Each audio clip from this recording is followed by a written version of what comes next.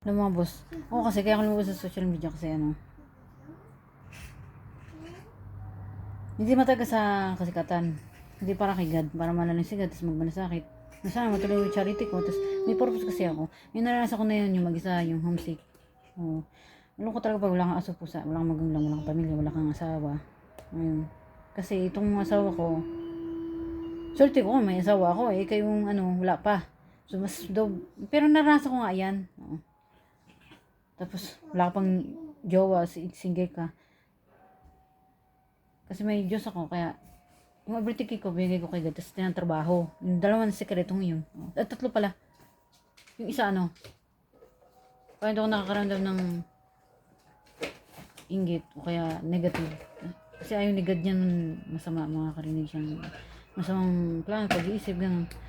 Kaya dapat lagi ka lang positive. Positive din pasok talaga sa buhay mo at sa isip mo. Basta lagi positive. Totoo yun. Sabi ni Dr. Lisa, panoorin nyo rin yung video niya.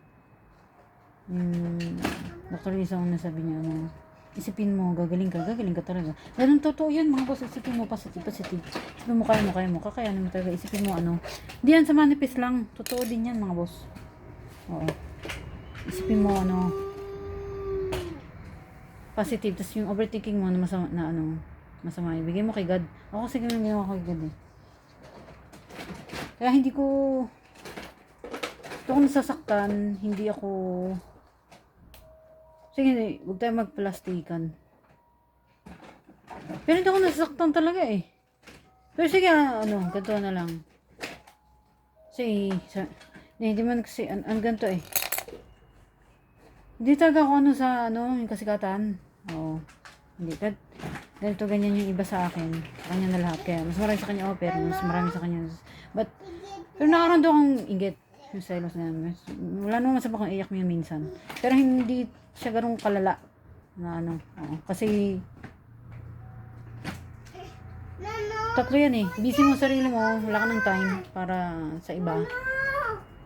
Hindi ka na maingit niyan. Focus ka sa sarili mo, angat mo sa sarili mo, tapos overtake mo, ibigay mo kay God. Sarap mo na trabaho mo, wala yung depression mo.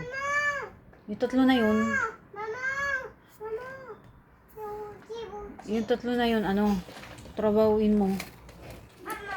Kasi lagi number 1 si God eh. So yun lang, mabasag nyo kalimutan si God sa buhay nyo. Number 1 siya.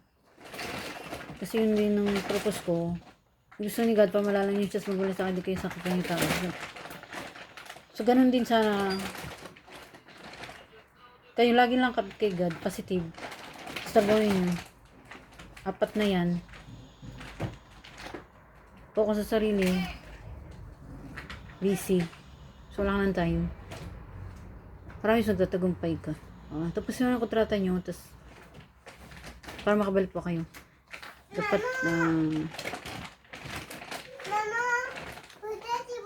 para good record, yun lang mga basta. Please, gusto pa nanood niya, saan ba? Malinit siya.